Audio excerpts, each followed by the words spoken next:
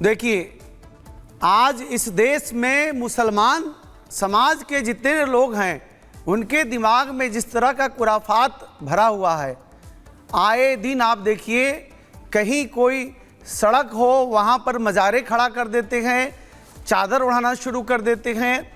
आप कहीं पार्क देखिए, वहाँ पर कोई आपने दफन नहीं किया है, इसके बावजूद भी वहाँ पर मज़ारे खड़ा कर देते हैं। रातों रात मस्जिदें खड़ा हो जाती है, रेलवे स्टेशन पर मज़ार खड़ा कर देते हैं। यह सोची समझी साजिश के तहत देश को अस्थिर करने का और साथ ही साथ देश में लैंड जिहाद नाम का एक काम ये लोग कर रहे हैं। और मोदी सरकार में सब हो जाता है। देखिए, आप जिस तरह की मोदी सरकार में ही शासन को रिश्वत आ जाती है, आ जाती है। जी, आप जिस प्रकार आप बताइए, घूस देना, सुनिए, होनी चाहिए, घूस देना और घूस लेना। हाजी आलम जी, ये मोदी सरकार की जो आप बात कर रहे हैं ना, हाजी आलम रिजवी जी। नहीं, हाजी नहीं मैं, ठीक है, आप सुनिए। मुमताज आलम जी, घूस देना और घूस लेना दोनों पाप है और क्राइम है, अपराध है। दोनों आप सरकार को, आप प्रशासन को भी गलत तरीके से पेश कर रहे हैं देश की जनता के सामने कि घूस लेकर के कौन मौलाना घूस देता है। आज भी मौलाना आए दिन जो है वह चादर बिछा करके और मजार बना देता है और आप बोलते हैं हमारी जमीन है, उसके अंदर खुदाई कीजिए तो कोई लाशें नहीं निकलती। यहाँ पर महत्वपूर्ण बात कही, लेकिन मुमताज आलम रिजवी को एक बात मैं आपका जवाब देना चाहती हूँ। आप कह रहे हैं मोदी सरकार, अरे 25 साल पुरानी अवैध निर्माण है, तो आप कह रहे हैं मोदी सरकार नहीं, ये कह रहे हैं मैडम ये सारे आज हो रहा है इस तरीके से, तो मैं वही जानना चाहता हूँ, चाहे वो कहीं भी हो, कामयाबी है नाकामी है क्या, कोई बताने के लिए आपके पास में आऊंगी, आपके पास में आऊंगी। सूर्य मैथिल जी, मैं आपके पास आऊंगी, लेकिन आचार्य राज मिश्रा जी एक सेकंड मुमताज, ये बताइए आचार्य राज मिश्रा जी, कई सारे जो अवैध जगह पर मंदिर बनाए जाते हैं उनको भी तो तोड़ा जाता है, उस निर्माण को भी ध्वस्त किया जाता है, लेकिन तब आप भीड़ क्यों नहीं पहुंचती? मैं यही कहना चाहता हूं मुमताज जी को। मुमताज जी ने कहा यस, अवैध निर्माण होते हैं, इसमें कोई दो राय नहीं है। लोगों के घर अवैध निर्माण होते हैं, उनको तोड़ा जाता है। कितनी सारी मंदिरें जो वास्तविकता में कानून के दायरे के अंतर्गत नहीं बनी गई थी, अवैध बनाया गया था, उन मंदिरों को तोड़ा जाता है भाई। लेकिन उसके बाद कोई भी इस प्रकार का प्रदर्शन करने नहीं आता है, कहीं भी धर्म खतरे में नहीं आता है, सेकुलरिज्म खतरे में नहीं आता है। इस बात को ध्यान रखिए, इस प्रकार नहीं आता। गुजरात में प्रदर्शन नहीं हुए। एक मिनट, बनारस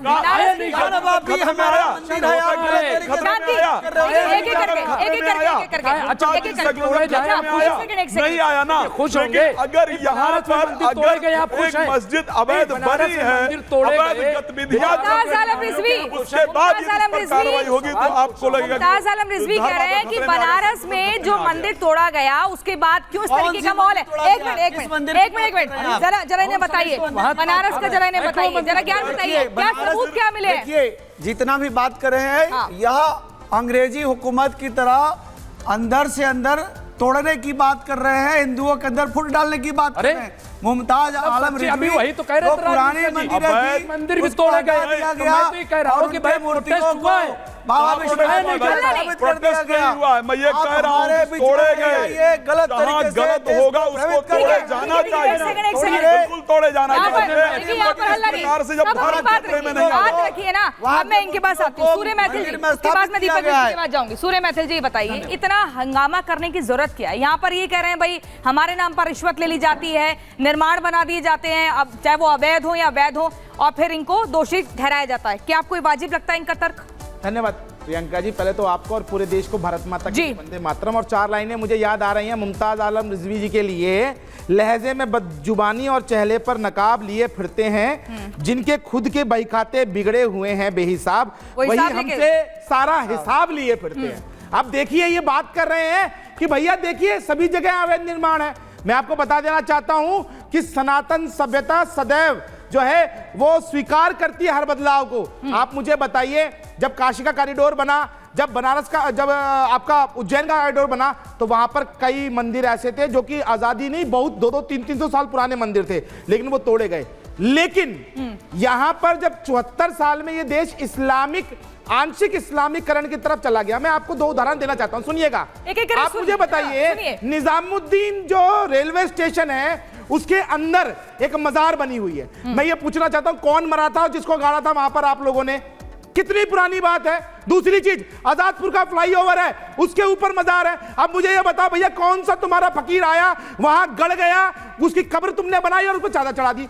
ये एक लैंड जिहाद है। सुनिए, 3000 से ज्यादा मजारें इन्होंने जो बना रखी थी उत्तराखंड के अंदर जिम कॉर्बेट पार्क में, वो हमारे मुख्यमंत्री ने खुलवाई है। एक सेकंड सूर्य मैथिल, मैं एक करके नहीं, भारत में खुद अवैध है ये लोग। बिल्कुल मुमताज आलम जी, मुमताज आलम खुद अवैध है भारत में। आप सुनिए सूर्य मैथिल जी, एक तो इस डिबेट में कोई भी अतिक्रमण करने का प्रयास नहीं करेगा, यहाँ कब्जा नहीं होगा। मैं बताऊंगी कौन बोलेगा। अब आप बताइए दीपक विज जी, एक बात मेरी आप पहले बताइए कि हम चाहे शिमला की बात करें, हम चाहे फिर कुल्लू की बात करें, हम मतलब देख रहे हैं राज्य बदल रहे हैं, जगह बदल रही है, लेकिन अवैध निर्माण का ये जो जाल है, अवैध निर्माण मस्जिद और मजार का जाल, ये फैलता ही जा रहा है। आखिर क्या वजह है इसके पीछे? देखिए, आपने बहुत अच्छा लगा मुझे कि आपने मस्जिद की जगह अवैध अतिक्रमण शब्द को यूज किया। जी देखिए, बात किसकी हो रही है? धारावी की अवैध मस्जिद की। किसकी? धारावी की।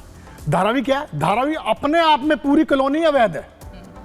उसके अंदर जो पूरी कॉलोनी अवैध है, उसके अंदर केवल एक आप अवैध मस्जिद को चिन्हित कर रहे हैं। मैं मान गया। अभी वहां पे धारावी का आपको बता देता हूं, लोगों को सबको पता होगा, एशिया की सबसे बड़ी वहां पर स्लम एरिया है। धारावी का सबसे बड़ा स्लम एरिया अवैध है। और दूसरा, अभी वहां पे जो गवर्नमेंट है, पिछली गवर्नमेंट के टाइम में सर्वे चालू हुआ, अभी भी सर्वे वहां चल रहा है। जैसे ही वो सर्वे खत्म होगा, पूरी धारावी को ध्वस्त किया जाएगा और वहां पे पूरे फ्लैट्स वगैरह या इस तरह के धार्मिक स्थल वगैरह सब बनाए जाएंगे। अरे सरकार को क्या जल्दी है? सरकार उस सर्वे को पूरा करे, उसके बाद पूरी धारावी को ध्वस्त करे, नई धारावी बनाए, उसका स्वागत है। सर बीच में ना गए। देखिए सर सूर्य जी, देखिए अतिक्रमण यहाँ हो रहा है। देखिए ये हो रहा है, ये जो है अतिक्रमण ये हो रहा है। शो पर कब्जा बढ़िया। देखिए अंकर मोदी ने कितनी बढ़िया कहा कि दूसरे आप सब बोले, मैं कुछ बोला। देखिए कितनी, मैं वही कह रहा हूं, जो ऑलरेडी अवैध है, जमीन ही अवैध है, सारा अतिक्रमण ही अवैध है, सबको या तो तोड़ा जाए या फिर उसका सर्वे कंप्लीट करें, पूरी धारावी को ध्वस्त करें, धारावी नहीं बने। मैं केवल धारावी की बात कर रहा हूं। ये कंडीशन है धारावी की। एशिया की सबसे बड़ी वहां पर स्लम एरिया है, वहां पर झुग्गियों में लोग रहते हैं। आप चाहते हैं अगर मस्जिद गिरानी है तो सब झुग्गियों के लोगों को वहां से हटाओ। सर्वे उनका चल रहा है, उसमें ध्वस्त करके नया बनाएंगे। अब नहीं, हाँ नहीं, प्रियंका मेरा नाम है। हाजी नाजिम जी यहाँ पर आ गए हैं। हाजी नाजिम जी, एक सवाल ये बताइए, अब या तो ये ढांचा ऐसा बना दिया जाता है, सड़क पर ये जा रहे हैं। आप मुझे बताइए, अगर आपके घर के सामने, आपका घर कहाँ पे है? दिल्ली में। आपके घर के ठीक सामने कोई दीवार खड़ी कर दे, आप उसको लेकर आपत्ति व्यक्त करेंगे या नहीं करेंगे? आप उसका जीना मुश्किल करेंगे नहीं करेंगे? आप उसको दुनिया भर का कानून का पाठ पढ़ाएंगे या नहीं पढ़ाएंगे? जब अपने घर के सामने अगर आप ये बर्दाश्त कर लेंगे, तब आप मुझे बताइएगा बाकी चीजों को। हाँ प्रियंका जी, देखिए आपने बहुत अच्छी बात की। तो सबसे पहले मैं ये कहना चाहता हूँ कि ये मुल्क संविधान से चलता है। हाँ। और जिस तरीके से, हाँ सुन लीजिए, हम सभी लोगों की नैतिक जिम्मेदारी बनती है कि ये देश को संविधान से ही चलने दें। अभी आपने ये कहा कि अगर आपके घर के सामने कोई दीवार कर देगा, लेकिन यहाँ दीवार की बात नहीं है, यहाँ हमारी आस्था और हमारे मजहब की बात है, मस्जिदों की बात है। भारत के अंदर सिर्फ 2 चीज